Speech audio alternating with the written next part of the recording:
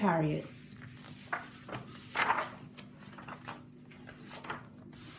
Here she sits, an old woman, tired and worn, her legs stiff, her back achy. But before wrinkles formed and her eyes failed, before she reached her twilight years, she could walk for miles and see clearly under a sky lit only with stars. Before she was an old woman, she was a suffragist, a voice for women who had none, in marriages, in courts, in voting booths. Before her voice became soft and raspy, it was loud and angry, rising above injustice. Before she was a suffragist, she was General Tubman, rising out of the fog, armed with courage, strong in the face of rebels and planters and overseers, as they watched fields burn and bridges fall, and 700 slaves stop chomping and start running to women who ferried them to freedom on the Combahee River, turned River Jordan.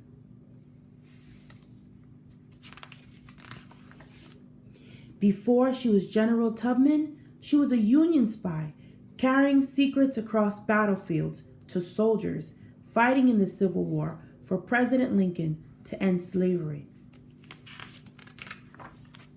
Before she was a Union spy, she was a nurse, caring for those hit with bullets and hatred and fear, tending to them with bandages and words and the bloody dirt of Southern soil. Before she was a nurse, she was Aunt Harriet, daughter of Ben and Rit, who helped her parents flee their master and find their way through woods and streams to the safety of Canada and a new home in the north. Before she was Aunt Harriet, she was Moses, a conductor on an underground railroad with no trains and no tracks, just passengers traveling to freedom up north through swamps, past slave catchers, across rivers, under the cover of night. Seeking the promised land for her people, led by dreams and God and faith, a wisp of a woman with the courage of a lion.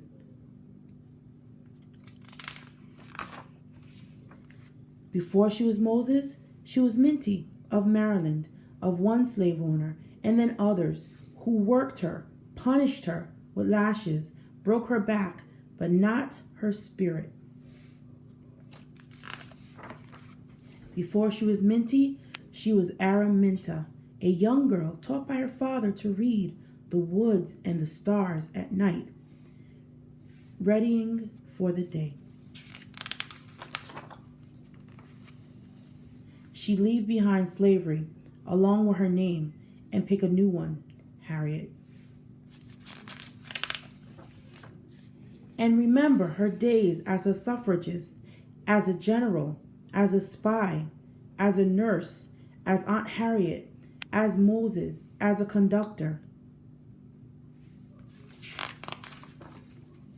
as Minty, as Araminta, who dreamed of living long enough to one day be old, stiff and achy, tired and worn and wrinkled and free.